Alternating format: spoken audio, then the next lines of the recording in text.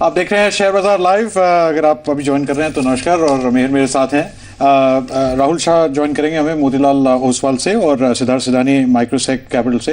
उसके पहले मैं जरा एक मेरे छोटी सा नुस्खा बताना चाहता हूँ जी।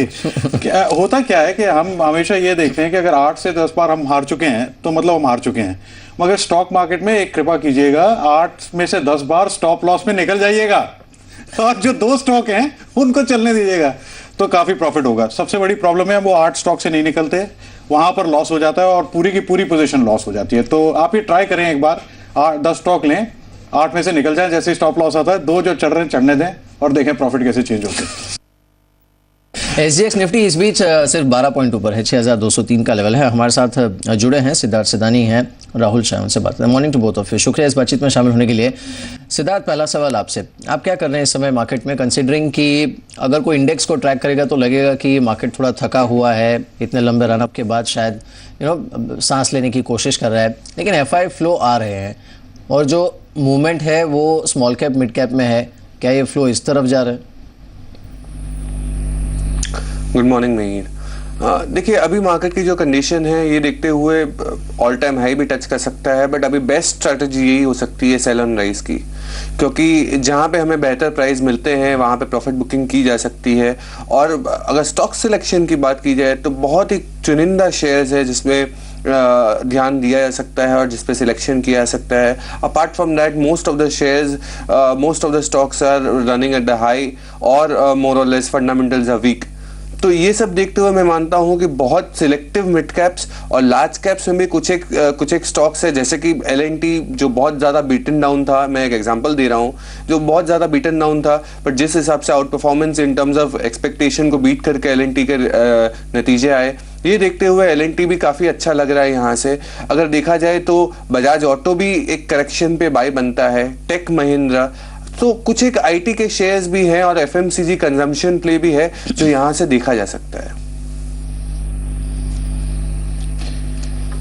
अक्षता देशमुख भी हमारे साथ ये नेटवर्क के साथ हैं। अक्षता ये मार्केट की वेटरन है, बहुत साल से टेक्निकल्स और FN दोनों देख रही है। तो अक्षता आपका स्वागत है। मैं आपसे 2 चीजें पूछना चाहता था। ये 4-5 साल में जो है ये मार्केट 6200 पे जाके रुक जाता है, मगर इस बार हम देख रहे हैं कि काफी रेजिस्टेंस है, मार्केट नीचे क्रैक नहीं हो रहा है। ये देख के चले तो आपको लगता है कि 6300 की रेजिस्टेंस पे मार्केट जा सकता है और उसके बाद उससे भी तेज चल सके, क्योंकि ये पूरा मार्केट की मेंटालिटी पूरी शॉर्ट हो चुकी है, मतलब सब यही सोच के चलते हैं कि शॉर्ट में ही पैसे बनते हैं। आपका क्या सुझाव होगा इस पॉइंट पे? Good morning Ashu. First of all जो बात आपने कही थी कि हर वक्त हम देख रहे हैं कि रेजिस्टेंस मिल रही है 6300 डॉट लेवल्स के आसपास।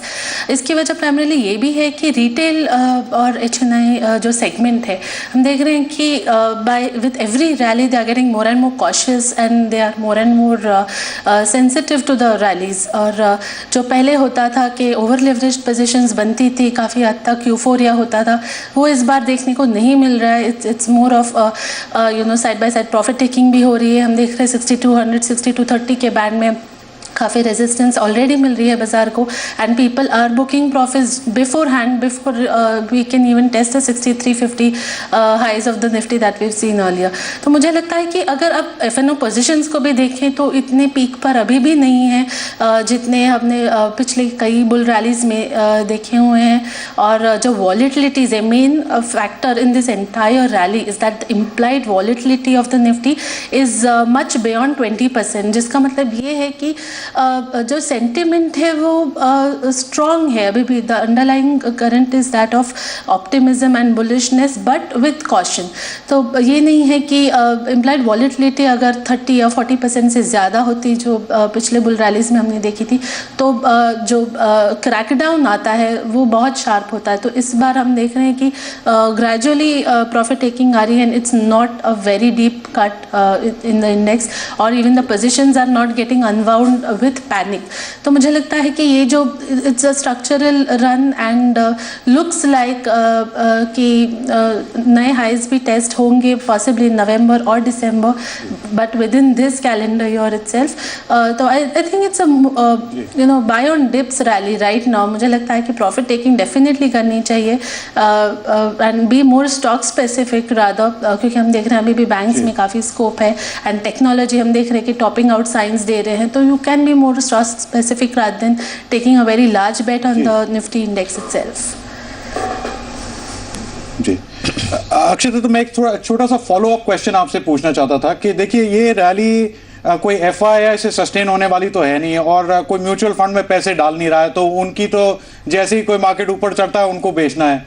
ऐसा हो सकता है कि ये इंडेक्स जो है 6200 6250 पे फंस जाए, मगर मिड कैप और स्मॉल कैप रैली बहुत तेजी पकड़ जाए, क्योंकि फेज ऐसे ही चलते हैं, लार्ज कैप चलता है, फिर स्मॉल मिड कैप, फिर से लार्ज कैप में रैली आती है। आपको लगता है कि ये जो स्मॉल मिड कैप की रैली है ये सस्टेन होने वाली है? To a large extent yes Ashu, क्योंकि हम देख रहे हैं कि अगस्त के महीने में एक काफ़ी स्टॉक्स ने, काफ़ी सारे लार्ज कैप्स ने बॉटम्स बनाए थे and a follow on rally started in the mid cap segment in the month of सितंबर। हम देख रहे हैं कि इस महीने में एक मोमेंटम पकड़ा हुआ है मिड कैप्स ने, और अगर आप लॉन्ग टर्म चार्ट्स देखें तो काफ़ी मिड कैप्स जो क्वालिटी मिड कैप्स है except the mid caps as well, वो भी एक रिवर्सल दिखा रहे हैं लॉन्ग टर्म चार्ट्स पे, जिसका मतलब ये है कि ये रैली फिजल आउट इतनी इजीली नहीं होगी। और यहाँ से अगर हम 5 या 6 महीने का भी आउटलुक पकड़े तो I guess we can see anywhere between 20 to 30% possibly. There are some stocks like infrastructure sector which can see a much higher rally as well. तो आपने बहुत सही पॉइंट उठाया है कि फ्रंट लाइन्स थोड़े फटीग दिखा रहे हैं अभी एट हायर लेवल्स, और काफ़ी स्टॉक्स ऐसे भी हैं जो अपने 200 DMA के आसपास हवर कर रहे हैं और उसके ऊपर सस्टेन नहीं कर पा रहे। And ditto with Nifty, it is not able to sustain above 6200 with a high conviction। लेकिन अगर आप देखें तो मिड कैप स्टॉक्स में ऑलरेडी मोमेंटम है और हर एक सेक्टर पार्टिसिपेट कर रहा है इस बार। तो जो लेफ्ट आउट सेक्टर्स थे, जैसे मैंने इंफ्रा की बात की, या आप पावर सेक्टर को ले ले, काफ़ी सारे सेक्टर्स हैं जो ब्रॉड बेस्ड रैली दिखा रहे हैं बाजार में। तो मुझे लगता है एक अच्छा साइन है, और मिड कैप्स में डेफिनेटली बहुत स्कोप है and one can look at them from a 5 to 6 month perspective rather than a very very short term perspective। बिल्कुल, चलिए हमारे साथ अब राहुल शाह जुड़े हैं, उनसे बात करते हैं मोतीलाल ओसवाल से। राहुल, मॉर्निंग टू यू, शुक्रिया इस बातचीत में शामिल होने के लिए। आपकी स्टॉक पिकिंग इस समय एज एन आपकी बास्केट में इस समय क्या ऐड कर रहे हैं आप, अगर हम स्टॉक पिकिंग पर्सपेक्टिव से देखें? बिकॉज एक तरफ रिजल्ट सीजन चल रहा है, टेक्निकल जो फैक्टर्स हैं वो है ही मार्केट में, और जो मोमेंटम है स्मॉल कैप में या मिड कैप में वो भी है। आपने क्या ऐड किया है lately? Of lately we have added banking stocks थोड़े ऐड किए हम लोगों ने। PSU बैंकिंग जो अभी भी जो अंडर परफॉर्मर रहे हैं ये रैली में, और आई थिंक ये PSU बैंक्स हम लोग ने ऐड किए हैं, जो मिड कैप बैंक्स हम लोग ने ऐड किए पोर्टफोलियो में। नेम्स लाइक हम लोग ने देना बैंक है हमारे पोर्टफोलियो में ऐड किया है मिड कैप्स में। लार्ज कैप्स में प्राइवेट बैंक्स में प्राइवेट NBFC प्ले में we have added HDFC in our portfolio. और दूसरा हमको थोड़े मिड कैप स्टॉक्स में काफ़ी बुलिश लग रहे हैं कि ये लेवल से मिड कैप्स आउट परफॉर्म करनी चाहिए। और हालांकि लार्ज कैप्स में अब देखे जाए तो सिप्ला है जो हम लोगों ने बहुत ही अभी रिसेंट एडिशन जो है सिप्ला हम लोग ने ऐड किया हमारे पोर्टफोलियो में। तो बैंकिंग के एक चुनिंदा एक दो हैं, Cipla we have added in our portfolio. Auto stocks काफ़ी अच्छे रैली कर सकते हैं यहाँ से। टिपिकली मारुति एंड M&M हमको लग रहा है कि यहाँ से 10% का यहाँ पे इजीली आपको यहाँ से जंप दे सकते हैं in short term. So basket of little bit couple of large caps plus mid caps, this is what our strategy. हम लोग ने ये स्ट्रैटेजी से हम लोग ने ये अभी की rally we are participating. Nifty आपका लग रहा है कि निफ्टी कुड बी 63 64 जो भी आपका नया हाई मार भी सकता है, लुक्स पॉजिटिव, बट वो निफ्टी आपका कंसोलिडेशन जोन में चला जाएगा यहाँ से। But stocks like individual stocks mid caps और सेलेक्टिवली लार्ज कैप्स यहाँ से रैली कर सकते हैं अभी भी। सो ये हमारी स्ट्रैटेजी है एज ऑफ निफ्टी। मेरे को लगता है हम लोग को लगता है 6000 and 6400 का जो बैंड है वो बैंड में रहेगा। तो ये बैंड के अंदर तो निफ्टी में ज़्यादा आप प्ले करोगे तो यू विल आपको रिटर्न्स नहीं मिल सकेंगे, लेकिन stock specific if you select wisely ये सब जैसे अच्छे प्लेज में हैं तो आई थिंक यहाँ से अभी भी रिटर्न्स बन सकते हैं।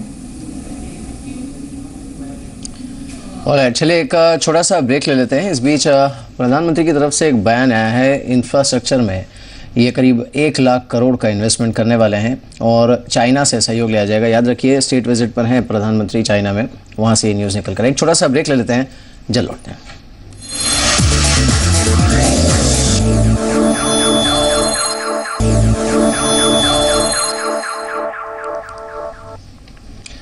अब देख रहे हैं शेयर बाजार लाइव। मार्केट की स्थिति ये है अभी के स्मॉल और मिड कैप स्टॉक्स में काफी तेजी है।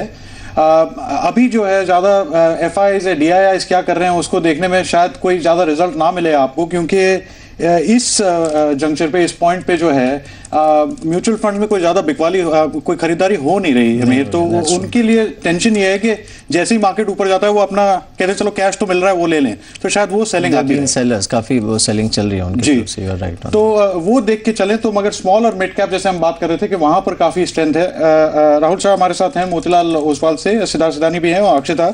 राहुल, मैं आपसे एक फंडामेंटल क्वेश्चन पूछना चाहता था। तो जो मेन प्रॉब्लम है ये मिड और स्मॉल कैप स्टॉक्स में, स्पेशली जो स्टॉक्स लॉजिस्टिक्स में हैं, पावर में हैं और जो इंफ्रास्ट्रक्चर में, वो ये था कि कैश फ्लो की इशू था। मतलब कि पैसे नहीं मिल रहे थे, उनकी पेमेंट नहीं हो रही थी। ये नहीं है कि ऑर्डर की कमी है। वो सिचुएशन आपको कैसे लगता है सॉल्व होगी? और अगर वहां मिड कैप स्मॉल कैप में, पावर में, इंफ्रास्ट्रक्चर में और लॉजिस्टिक्स में आपको कोई 3-4 कोई चुनिंदा स्टॉक्स हैं आपके, तो जरूर बताइएगा। जो आप सही बता रहे हैं कि ये सभी स्टॉक्स में, पूरे सेक्टर्स में जो आपने बात करी उसमें कैश फ्लो का बहुत ही प्रॉब्लम रहा है। डेफिनेटली डेट रिडन है सभी में। कई सारे कंपनी पावर्स में भी डेट सर्विस नहीं कर पाया, हालांकि आपको ही पता ही होगा कि डेट सर्विसिंग में बहुत ही इश्यू है, इवन लॉजिस्टिक्स में। सो आई थिंक अभी यहाँ से जैसे थोड़े ऑर्डर बुक्स तो काफ़ी सारे कंपनीज के पास है, बट कैश फ्लो के रियल क्रंच है। तो आई थिंक इस यहाँ से प्ले भी करना हो किसी को पावर इंफ्रा, तो सिलेक्टिवली अच्छे नाम्स में प्ले कीजिए आप भी। जैसे फॉर एग्जांपल मिड कैप में काफ़ी सारे पिट चुके हैं, बट यहाँ पे भी डिफिकल्ट है यहाँ से अभी भी इंफ्रा में कोई रैली आ सके। बट किसी को इंफ्रा खेलना ही है तो आई थिंक लार्ज कैप्स के थ्रू खेलो, जैसे L&T जैसे स्टॉक्स है कि इनडायरेक्ट इंफ्रा प्ले आपको खेलना है तो से मे बी आप खेलो IDFC जैसे, जो इनडायरेक्ट प्ले हो गया आपका। तो वैसे पावर एंड इंफ्रा में खेलना है तो ऐसे स्टॉक्स में सिलेक्ट करो कि आपका क्या ये रैली में इनकेस फिजल आउट भी हो जाता है कोई कारण सर, तो आपको क्या आप लॉस में पोर्टफोलियो में रह भी जाता है तो you will not end up making losses. तो हालांकि if you want to play on this thing, तो रियल एस्टेट में 1-2 स्टॉक चुनिंदा है, तो मेरे ख्याल से DLF में थोड़ा बहुत ट्रेडिंग अपॉर्चुनिटीज हो सकती है if you talk about real estate and infra, तो वैसा है। फिर पावर में if you really want to play on it तो लार्ज कैप्स के ही नाम आएंगे मेरे ख्याल से। मिड कैप में डिफिकल्ट है यहाँ से still to get on to it. I would not be comfortable on पूरे सेक्टर में जो आप बात कर रहे हो, तो हम लोग तो we are still not comfortable getting on to those stocks. तो मेरे ख्याल से थोड़ा अट्रैक्शन होएगा बाजार के साथ, हालांकि वो सब स्टॉक्स चले भी हैं, और but we would try to avoid those stocks जो मिड कैप्स में, जो पावर और इंफ्रा में है। बट रेदर आप लार्ज कैप्स के थ्रू पार्टिसिपेट कीजिए तो you not might miss out the rally also in those stocks. Absolutely. चलिए इस बीच रुपए की ओपनिंग थोड़ी फ्लैट हुई है 6159 के मुकाबले। जो कल की क्लोजिंग थी ये 6157 पर खुला, लेकिन याद रखिए कल इंट्राडे ये जो स्ट्रेंथ थी उसने गवाई थी रुपए ने। ये 6110 तक गया था शुरुआत में और उसके बाद क्लोज हुआ 6159 पर। आज ये 6157 पर खुला है, लेकिन खुलने के बाद थोड़ा सा नीचे आया है 6166 का लेवल। हमारे साथ KND हैं, उनसे बात करते हैं। Mister Dey, morning to you, शुक्रिया इस बातचीत में शामिल होने के लिए। 6163 के आसपास है फिलहाल। कल ये स्ट्रेंथ सस्टेन नहीं हुई थी हायर लेवल्स पे, आज क्या ट्रेंड आप देख रहे हैं करेंसी पर? कल का because estate the stock market also crashed and कल जो बड़ा गैप से खुला था तो इंपोर्टर्स काफी फायदा उठाए, जिन्होंने सोमवार को रेट अराउंड 61, 60, 70 दिखाई दिया। जब 6110 दिखाई था, I think they came and bought dollars heavily, which is correctly done. आज मुझे लग रहा है मोर और लेस रुपी स्टेडी रहेगा in the range of 61.45 to 61.80, 85। कुछ ज्यादा नहीं है, but next week would be very crucial. अपना RBI का मीटिंग है, FOMC का मीटिंग है, उसमें काफी रुपी मूवमेंट रहेगा, मंथ एंड है। बट जनरली गोइंग रुपी का रेंज है 61 to 63 का range in a broad gap next 2 to 3 months। Correct. चलिए डे साहब, शुक्रिया हमारे साथ इस बातचीत में शामिल होने के लिए। Thanks for joining us. Siddharth, आपसे एक राय चाहेंगे जेट एयरवेज के काउंटर पर। कल मार्केट बंद होने के बाद नंबर्स आए हैं, लेकिन सब रिकॉर्ड लॉस इसने पोस्ट किया है इस बार जेट ने, और जो विजिबिलिटी है ऑब्वियसली थोड़ी ख़राब है पूरी एविएशन स्पेस के लिए। लेकिन जेट पर स्ट्रैटेजी क्या होनी चाहिए? जो प्री ओपन टिक्स हैं उसमें काउंटर 5% नीचे है 330 पे। देखिए, मैं मानता हूं कि जेट एयरवेज और इनफैक्ट पूरा एविएशन सेक्टर एक इवेंट बेस्ड सेक्टर हो चुका है। इस पे जैसे ही इवेंट आते हैं उसी हिसाब से इस पे ट्रेड किया जा सकता है। जेट एयरवेज की पर्टिकुलर बात की जाए तो मैं मानता हूं कि अगर स्टॉक नीचे भी जाता है तो कुछ हद तक बने रह सकते हैं। जैसे ही परफॉर्मेंस, और जैसे हम जानते हैं कि सितंबर में 13% एयरलाइन में ग्रोथ आई है सेक्टर्स में, डोमेस्टिक सेक्टर में, तो ये देखते हुए कुछ एक इम्पैक्ट एक फेस्टिव सीजन का भी आएगा। तो अगर कोई ऊपर के लेवल पे रह चुका है तो मेरे हिसाब से जेट एयरवेज में बने रह सकते हैं कुछ एक दिन के लिए, कुछ एक हफ्तों के लिए। बट सेक्टर की बात की जाए तो फंडामेंटली हम लोग कोई स्टॉक को इसमें रेकमेंड नहीं कर रहे हैं। और जो ट्रिगर हो रही है, आ रही है, वो है स्पाइस जेट का जो डील बातचीत चल रही है। तो ये इवेंट बेस्ड सेक्टर है। मैं मानता हूं कि इस सेक्टर में फंडामेंटली लॉन्ग टर्म के लिए निवेश नहीं करना चाहिए। जी, तो मेहर एक छोटी सी बात है कि जब से प्लेन बने हैं एयरलाइन स्टॉक कभी इन्वेस्टर्स के लिए मुनाफा दिया ही नहीं है। तो मैं कहता हूं टिकटें खरीदें और जहां जाना जाए दिवाली में ये स्टॉक के चक्कर में ना पड़े। मगर चीनी जरूर खरीदें आप। क्या हुआ है कि एक्चुअली ब्राजील में एक टर्मिनल में आग लग गई थी, जिसकी वजह से आप जानते हैं 1 महीने का जो एक्सपोर्ट सप्लाई है वो मार्केट से निकल गया था। मेरे तो उसकी वजह से देखें बहुत बड़ी चीज ये हो गई है कि ग्लोबल प्राइसेस ऊपर, और शुगर जो है, शुगर में अगर ये टेंशन आ जाए कि एक्सपोर्ट नहीं होने वाली तो प्राइसेस कहां भी जा सकती हैं। तो शुगर स्टॉक पे आप जरूर फोकस रखें क्योंकि ये सबको बेनिफिट मिलता है। देखें अभी तो ऐसी चीनी की हालत इतनी बुरी थी कि 5 साल की लो पे घूम रहा था। अब तो दिवाली भी आ गई बीच में, तो मिठाइयां खानी है आपने, तो ये शुगर स्टॉक पे फोकस करें। एयरलाइन सिर्फ टिकट खरीदें अभी। मैं उल्टा ये सोच रहा था आशु कि अगर कोई अनियन कंपनी होती तो शायद I think that would have खुल जाएगी अभी खुल जाएगी लग रहा है उसमें अप्रिसिएशन 500% से ज्यादा का है। एनीवेज, देवेन चौकसी हमारे साथ अब जुड़े हैं, उनसे बात करते हैं। हमारे साथ अब हम देवेन चौकसी जुड़े हैं, राहुल हमारे साथ हैं, सिद्धार्थ हमारे साथ हैं, अक्षता हमारे साथ हैं, आशु ऑब्वियसली मेरे साथ बने हुए हैं। देवेन, मॉर्निंग टू यू, शुक्रिया इस बातचीत में शामिल होने के लिए। अब इन लेवल्स के आसपास डिस्कशन हम कर सकते हैं काफी लंबा about mid cap, small cap, large cap, results and all, but money making opportunity कहां पर है इस समय Deven? Good morning Mihir. I think clearly मैं देख रहा हूँ कि मार्केट के अंदर सेक्टर रोटेशन हो रहे हैं। At the same time I think market के अंदर इंडिविजुअल स्टॉक्स के अंदर काफ़ी हद तक प्रेफरेंस ज़्यादा बनता है विज़ावी द इंडेक्स। तो इंडेक्स को एक तरफ बाजू पर रखें क्योंकि इंडेक्स के अंदर एक रेंज सीमित हो चुकी है, बट इंडिविजुअल स्टॉक्स के अंदर अपॉर्चुनिटी जो हम देखते हैं तो मुझे ऐसा लग रहा है कि I think in banking stocks particularly I think एक अपॉर्चुनिटी अच्छी बनी है। Many of the PSU banks have not participated, and on the contrary, I think they have probably given negative returns in this particular last 2 months period compared to the market. तो मेरा ऐसा मानना है कि I think many of the PSU banks could possibly participate. That may include the names like State Bank and PNB kind of banks, I think to begin with. हम ऐसा एक उम्मीद रख के चलते हैं और एक विश्वास है कि I think MSF rate roll back होएंगे, एंड जो रोल बैक होता है MSF रेट के अंदर तो definitely the bank like State Bank of India would have major benefits both in terms of the treasury portfolio yields. I think the provision on treasury portfolio I think would probably come down, and at the same time it would increase the liquidity which will expand the credit in the market. So from all perspective I think some of the banking stocks looks good, maybe some of the private sector banks too, but they have run up a little bit more compared to the PSU banks.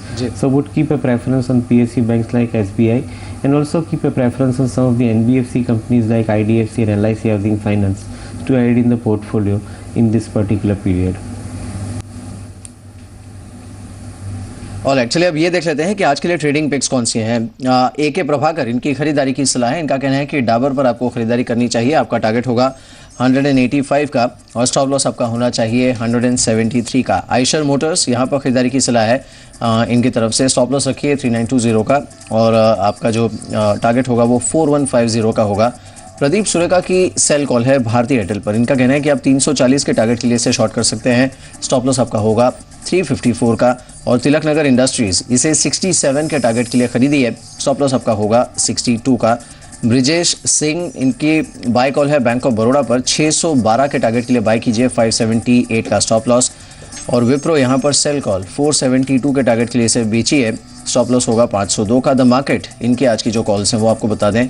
ICICI bank 1065 के target के लिए इसे खरीदी है और stop loss आपका होगा 1005 का। और पेट्रोनेट LNG 133 के टारगेट के लिए इसे खरीदी है, स्टॉप लॉस आपका होगा 125 का। आज के लिए कोई स्पेसिफिक पिक्स आपकी हैं सिद्धार्थ आज के ट्रेड के लिए?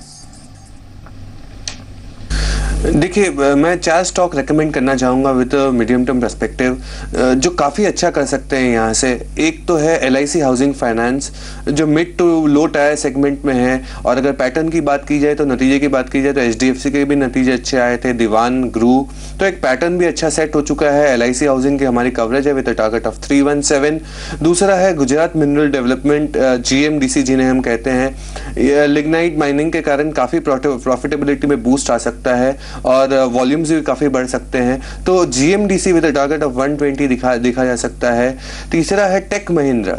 अगर पूरी IT स्पेस की बात की जाए तो सबके रिजल्ट काफ़ी अच्छे आए हैं, पर अगर टेक महिंद्रा की बात की जाए तो इसके नतीजे बाकी है। बट वैल्यूएशंस की बात की जाए तो it is trading around 11 times to 11.5 times FY14 to end with a growth of 20%, और वॉल्यूम ग्रोथ भी इन्फोसिस और विप्रो के आसपास ही आना चाहिए। तो ये सब देखते हुए टेक महिंद्रा वैल्यूएशन वाइज काफ़ी चीप है विद अ टारगेट ऑफ 1700। और चौथा स्टॉक है Cairn India with a target of 415, क्योंकि जिस हिसाब से इनके वेल्स के एक्सपेंशन हो रहे हैं और केपेक्स की जो बात की जाए तो 450 वेल्स की केपेक्स है विद इन 3 इयर्स, तो ये देखते हुए केन इंडिया भी काफ़ी उम्दा लग रहा है विद अ टारगेट ऑफ 415। अक्षता, आपकी अगर कोई पिक्स हो मार्केट में, थोड़ा ड्यूरेशन भी बता दीजिएगा। मतलब अगर किसी ने पिक किया हो तो ये इंट्राडे है या आप कहते हैं कि 7 दिन के लिए रहें इसमें, और कोई स्टॉप लॉस लेवल्स भी दे सकें तो? अश्विन, मुझे लगता है कि अगर मीडियम टर्म पर्सपेक्टिव लिया जाए तो 2 या 3 मिड कैप बैंक्स हम देख सकते हैं, खासकर UCO bank, union bank and oriental bank of commerce. मुझे लगता है कि 10 से 15% का अप मूव 2 या 3 महीने के अंदर देखने को मिल सकता है, क्योंकि एक काफ़ी अच्छा कंसोलिडेशन हमने देखा है। एक अप मूव का लेग हमने देखा था इन the month of September, post that a brief pause, and now I think they are preparing for a fresh move on the upside. Apart from that, एक capital goods infrastructure space में मुझे लगता है काफ़ी 2-3 stocks हैं जो again एक बहुत अच्छा reversal दिखा रहे हैं लॉन्ग टर्म चार्ट्स पे, and I would recommend buying an NCC, Crompton Greaves and possibly even a Voltas at current levels, and hold it for around 2 to 3 months. इनमें भी मुझे लगता है कि करीब 25 से 30% का अप मूव देखने को मिल सकता है। I think volumes are building up pretty well, और जैसे मैंने पहले भी कहा कि अभी डाउन साइड यहाँ से काफ़ी लिमिटेड है, तो डिप्स आते हैं अगर प्रॉफिट टेकिंग ब्रॉडर इंडिसेस में भी देखने को मिलती है तो there'll be good buying opportunities to pick up these stocks. और एक्चुअली इस बीच इंडिकेटिव टिक्स में सेंसेक्स बिल्कुल फ्लैट है, निफ्टी हालांकि 15 पॉइंट नीचे 6162 का लेवल है, लेकिन IT स्टॉक्स पर नजर रखनी पड़ेगी। राहुल, जो फ्रंटलाइन IT काउंटर्स हैं उस पर आपकी स्ट्रैटेजी क्या होगी? कल हमने विप्रो पर जिस तरह का ड्रॉप देखा था, या फिर आज भी अगर आप देखें TCS, इन्फोसिस, इन काउंटर्स पर प्रेशर दिख रहा है इंडिकेटिव टिक्स में, यहाँ पर और डाउन साइड ओपन हो सकती है, आपको लग रहा है? आप देखोगे तो लास्ट 2 महीने में आप देखोगे तो IT स्टॉक्स मोर और less all the IT stocks have rallied आपके 20 से 25% के लार्ज कैप में सभी स्टॉक्स चले हैं। अभी हालांकि ये लेवल पे थोड़ी प्रॉफिट बुकिंग आ रही है, रिजल्ट्स ठीक ठाक आया है, कोई इवेंट नहीं रहा है अभी ये लेवल से, आपका डॉलर भी काफ़ी स्टेबल हो गया है, तो मेरे ख्याल से अभी भी और थोड़े मेरे ख्याल से डाउनसाइड हो सकता है IT स्टॉक्स में।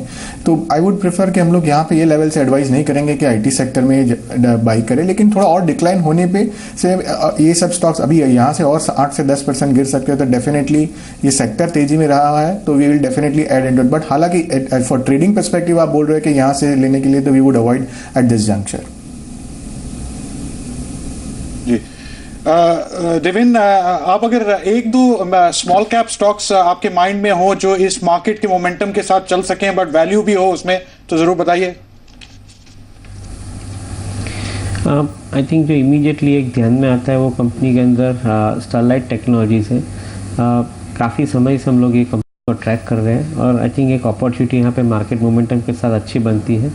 उनका जो कारोबार है उसके अंदर तीन कारोबार के अंदर आज की तारीख में आई थिंक एक मुनाफा दिखा जा रहा है। जी ऑप्टिक फाइबर केबल और ऑप्टिक फाइबर कमोडिटी का जो कारोबार है उसके अंदर भी एक वॉल्यूम रैंप अप देखा जा रहा है।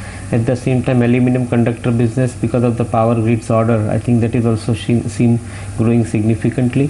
And at the same time, जो अल्ट्रा मेगा ट्रांसमिशन प्रोजेक्ट उन्होंने डाले हैं वो प्रोजेक्ट भी आई थिंक कमर्शियल स्केल के ऊपर जा रहे थे, that will generate annuity income for the company. Of course they may want to probably create a separate vehicle for that particular business, but overall I think ये company अभी अच्छे momentum में enter हो रही है, तो शायद स्टरलाइट टेक्नोलॉजी के लिए एक अच्छा एक रुझान हो सकता है, पॉसिबिलिटी हो सकती है. Similar way I think the media space के अंदर we like apart from Zee we like TV18. ये कंपनी के अंदर भी आई थिंक काफ़ी हद तक with the debt going out of the balance sheet and the growth now coming back into this space, I think we find that this one company also looks quite interesting. These both companies are available at reasonably lower valuations. Probably growth point of view, I think आगे जाके अच्छा एक upside मिल सकता है उसके अंदर. Right, very quickly Rahul आपसे जानना चाहेंगे, समय थोड़ा कम है, हीरो मोटोकॉर्प और बजाज ऑटो नंबर्स के बाद.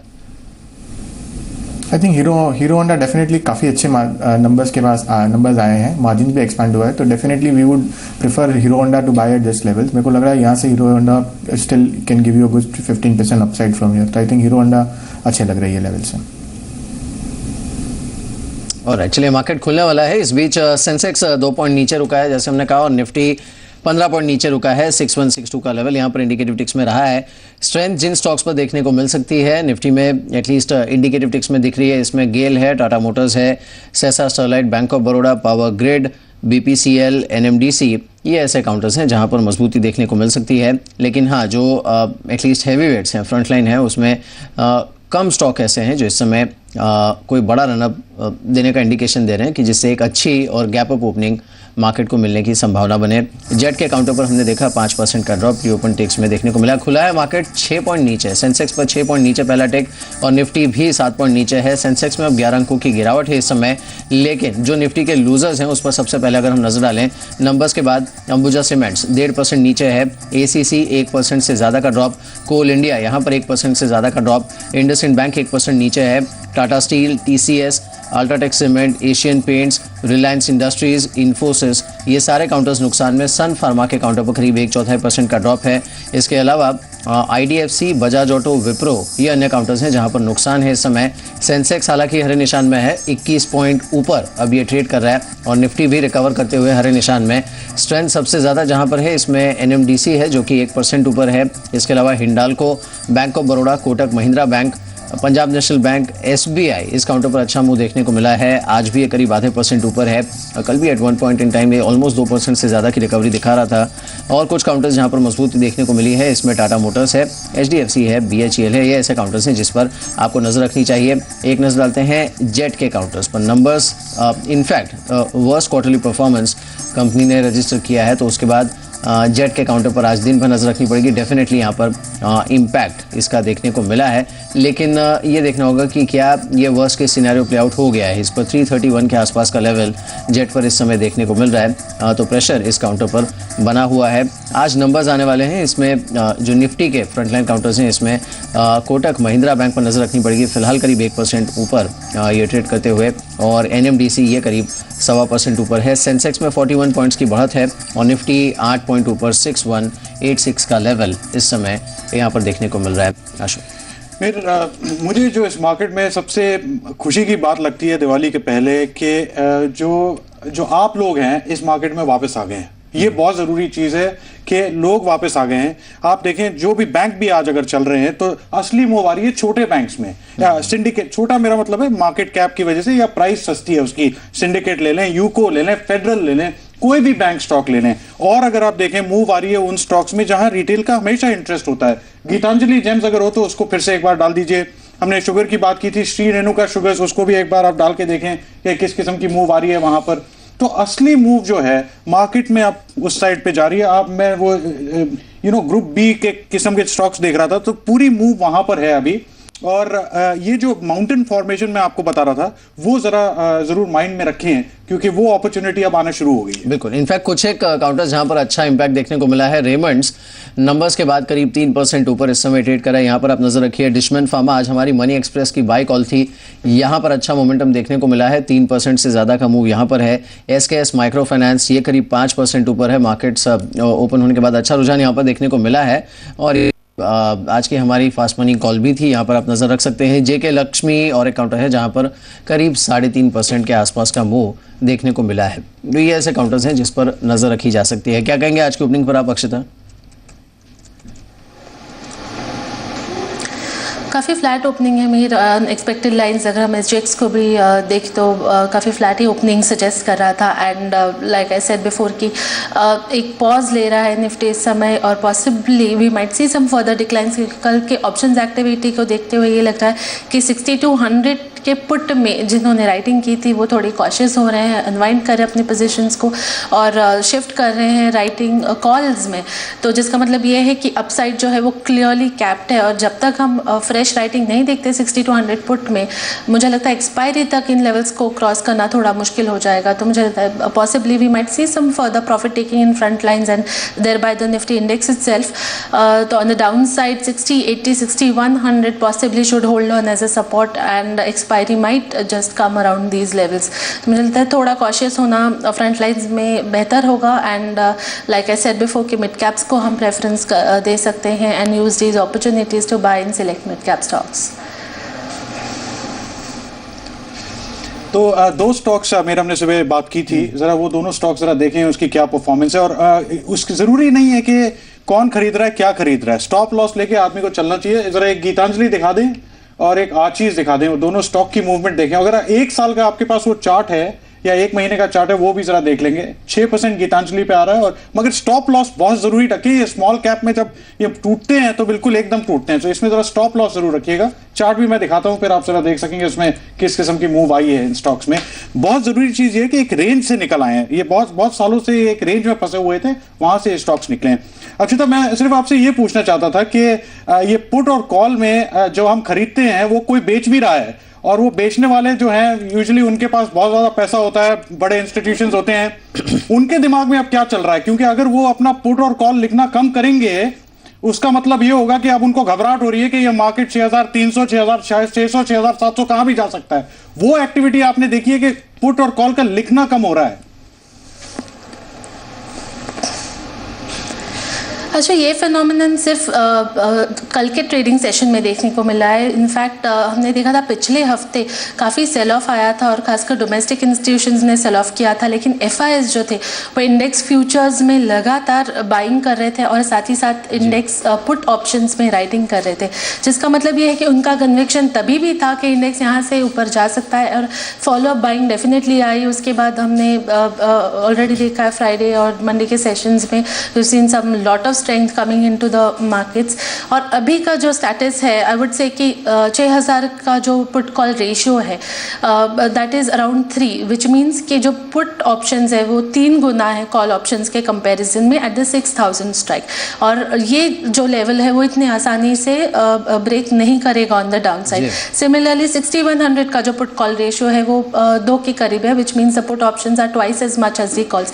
सो even 6100 will be a good enough support, लेकिन सिर्फ 6200 के पुट और कॉल ऑप्शंस में डिफरेंसेस देखने को मिले हैं, और पुट राइटर्स वहाँ पे कॉशियस हो रहे हैं। So I don't think there is much to panic out here. FIs will continue to write the options as long as they are confident on the markets, and that is what is being seen right now. Alright, चलिए राहुल, शुक्रिया हमारे साथ इस बातचीत में शामिल होने के लिए। Thanks for joining us for market opening. अब सीधे चलते हैं वीरेंद्र के पास।